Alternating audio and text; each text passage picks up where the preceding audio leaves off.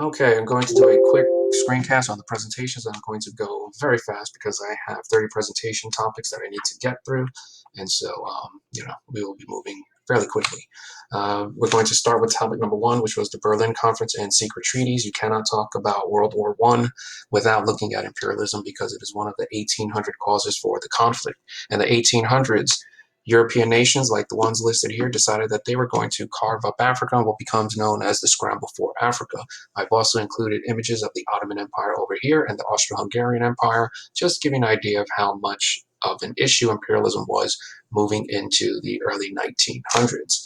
Imperialism leads to nationalism. In comes Princip, a member of the Black Hand, which is a terrorist organization, and he decides that as a result of Austro-Hungarian imperialism, and the annexation of Bosnia, that he is going to assassinate the future leader of Austria-Hungary. And this right here is the image here. So if Austria-Hungary is using imperialism, they have to understand that eventually people are going to push back and fight, which seems to be a common response to victims of imperialism. The war starts, the United States declares neutrality, and the Germans initiate this particular policy, UGSW, Unrestricted German Submarine Warfare. Basically, this policy says that if there's any ship that is not sailing Germany or the German allies, that Germany has the authority to blow the vessel up. This is eventually one of the issues that is going to bring the United States into the war. However, from the German perspective, Americans are just trading too much with the German enemy. Trench warfare. This is on the Western Front right here. We're looking at the border between Germany and France, and take this line.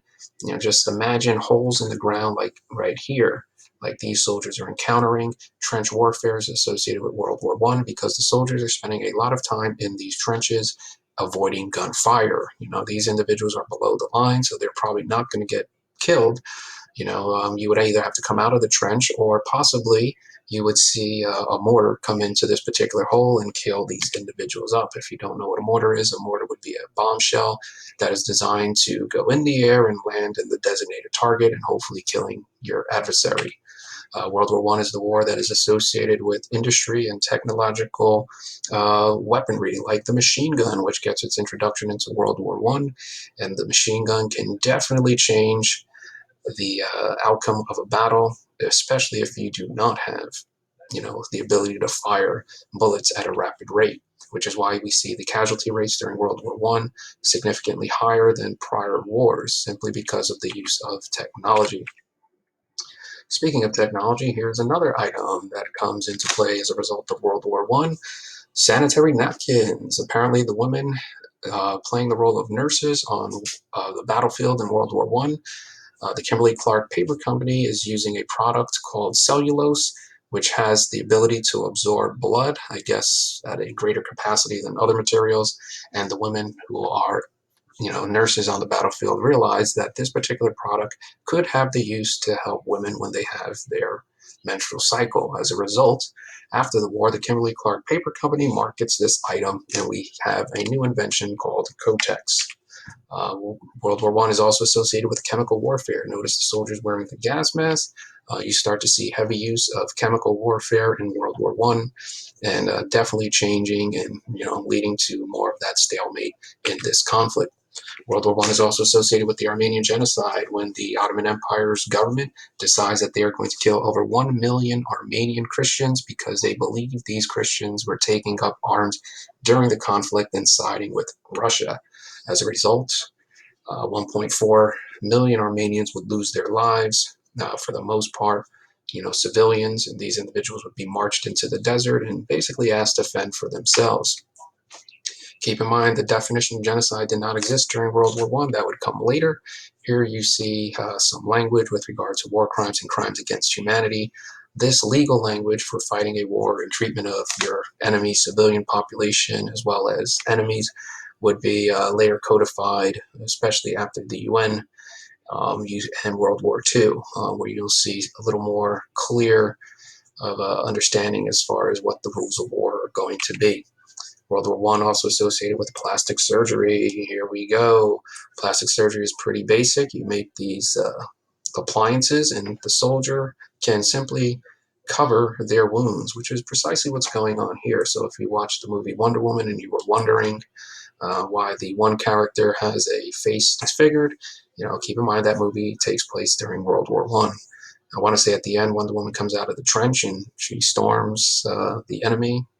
I don't remember because I stopped watching it. Anyway, let's move on. Another topic, trench warfare art. Going back to the stalemate and a lot of the idle time on the battlefield, many soldiers are deciding to make art out of some of the items. So here you see a shell casing, and the soldier has just carved some, art into the image. This topic was included just to give you an idea of the stalemate once again. Eventually, you start to see books and films coming out about this particular conflict, to try to argue maybe we need to find a better way. And one book is the book Johnny Got His Gun. In the book Johnny Got His Gun, the main character is wounded by a mortar in one of the trenches, and he loses both of his arms, both of his legs, and he can't see. He loses all of his senses, and the whole film is basically about him being in this bed, and it goes back and forth, but it's kind of in his mind. And so when it's in color, it's looking at him thinking back into the past, his prior life. And when it's in black and white, it's supposed to be real time. Eventually, Metallica would make a song called One, which is about this particular film, which this book, the film was made based on the book. Another film that comes out, All Quiet on the Western Front.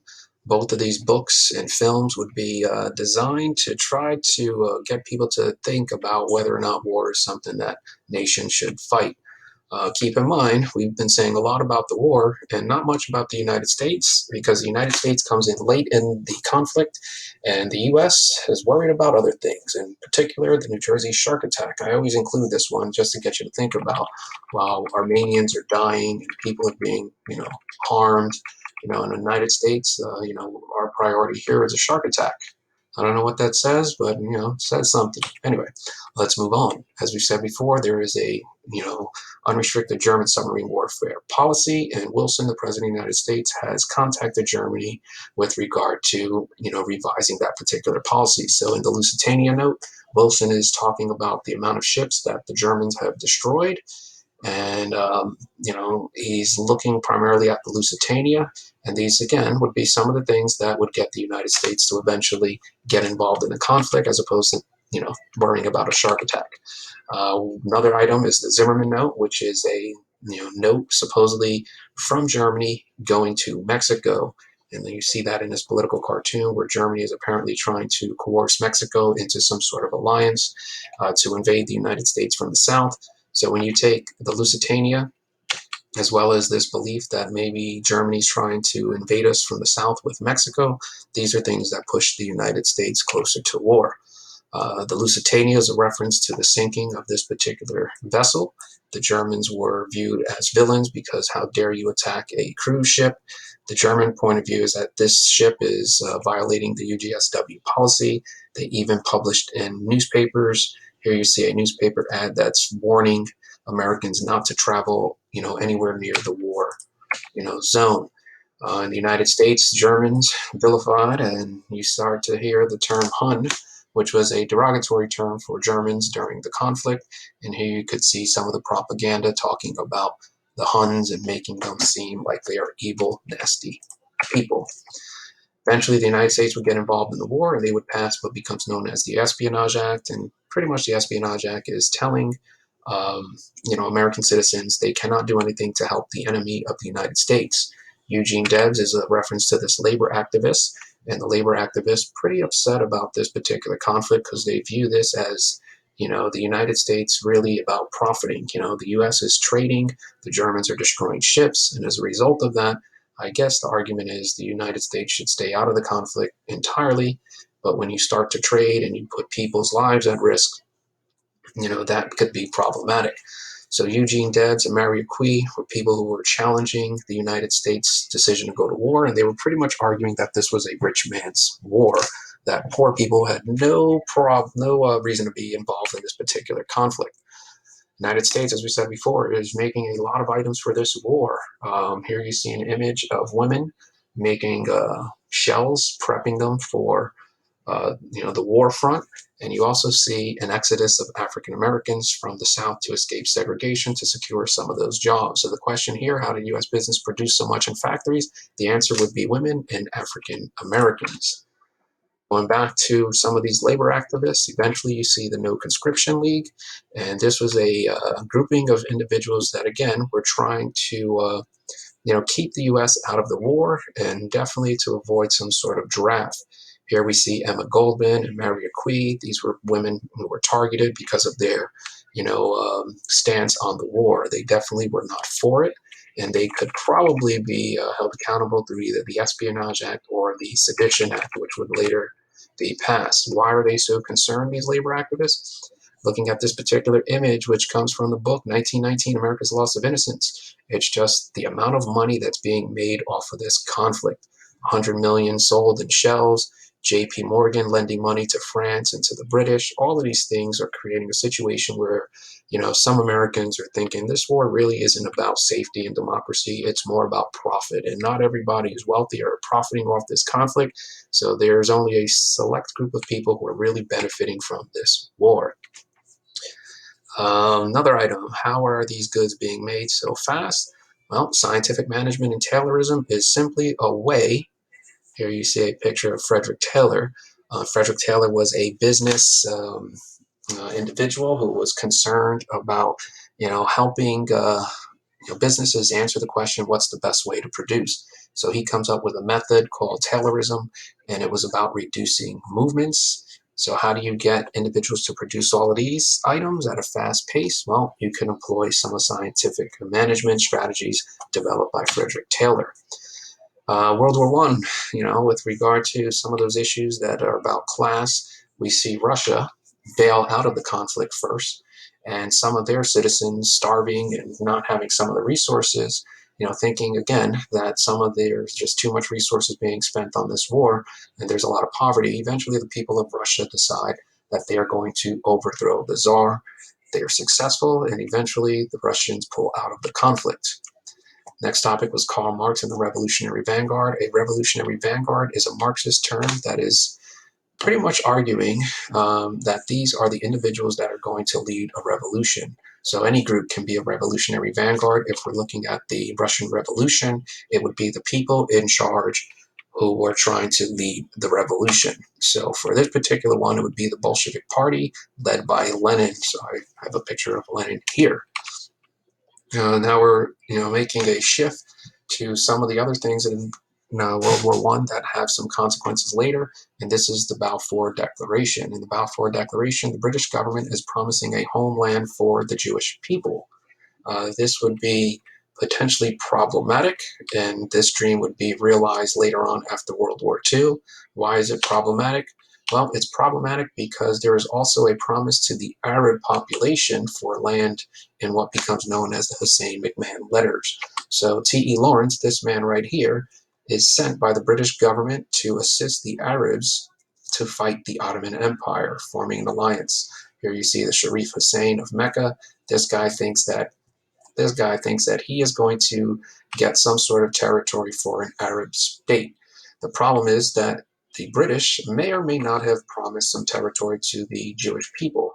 And so you have two groups of people, one piece of land, and this is going to start the long-term cause for the Israeli-Palestinian debate from a political, point of view, looking at World War I documents, not claiming religious entitlement or anything other than World War I. Eventually, the Middle East, what we would call the Middle East later on, is divided. Here you see the Ottoman Empire, which is this area right here. You see the Ottoman Empire get destroyed as a result of, the British and the French pretty much taking over the Middle East. So here you see Iraq, and it reads proposed British mandate, which means Iraq goes to the British. And you can read some other items like Transjordan is another proposed British mandate, Syria is a French mandate, and so on. Treaty of Versailles is a treaty that ends World War I. There are numerous items in the treaty that pretty much put the blame on Germany, like Germany has to pay the British and the French for all of the animals that were destroyed. Yes, we are talking about animals in this particular situation. The United States had rejected the Treaty of Versailles. They signed separate treaties with the participants.